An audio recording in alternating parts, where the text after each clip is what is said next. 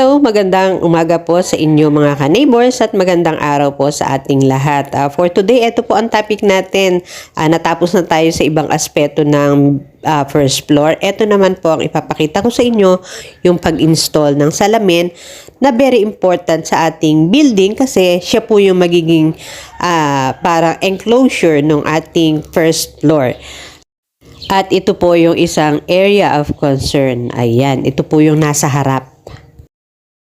At dito po sa isang side na i-install na po yung fixed walling at saka yung sliding door. And even yung windows meron na rin po. Ayan, makita nyo na rin po. Okay, sige po, pasok tayo para makita natin yung itsura naman niya sa loob. Ayun, very clear naman po ang itsura niya. At nalagyan na rin ng marker.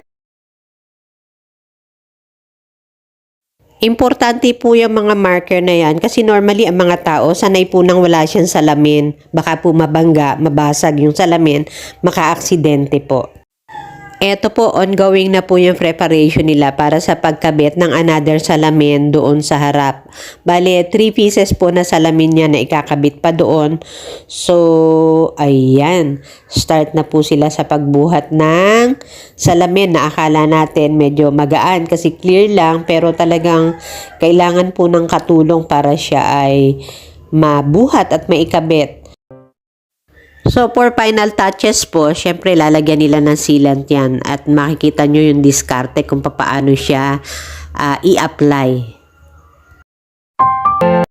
Ayan, another installation po ng salamin. Pansin nyo yung mama. Ayan, oh. Para siyang naglilinis ng sahig. Akala ko kung ano yung ginagawa niya. Akala ko kiniklear niya yung area. Pero yun po pala ay isang diskarte kung paano paganitin or gawing hindi madulas yung kamay kasi po yung salamin pag binuhat madulas. So, kumukuha sila ng dust doon sa sahig para po pagbuhat nila ng salamin, hindi madulas yung kanilang kamay.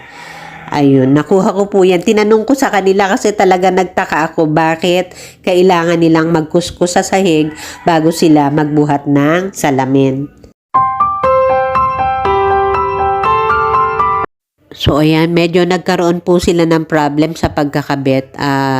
Medyo mahirap po kasi yung isang corner na yan. Kasi nga corner, meron pong, ayan, makikita nyo meron siyang ibang shape. May hati yung salamin sa taas. Hindi perfect square or perfect rectangle. May pinaka parang kutab doon sa itaas. So, mahirap po yung ikabit.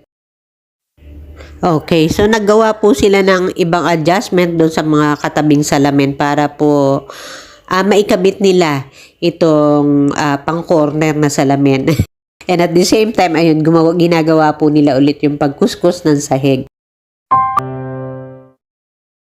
And finally, after some adjustment, ayan, nailagay po nila yung salamin. Pero iaayos pa rin po sa labas. Kumbaga, didiskartihan pa rin sa labas kung paano siya completely magpipit doon sa area na paglalagyan. Kumbaga, sila installer, alam nila yung diskarte kung paano po yung perfect fit noong salamin doon sa corner. Kasi mahirap nga daw po talagang magkabit ng nasa corner.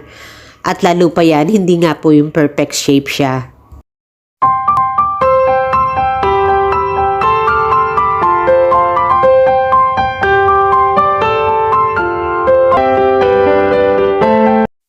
Okay, after po ng lahat ng effort, eto na po, nakakabit na po yung ating salamin. Ayan. Okay, yan na lang po. Please don't forget to like and subscribe nga po pala. At yung notification bell, paki-turn on nyo po. Okay, sige po, bye-bye po. Thank you.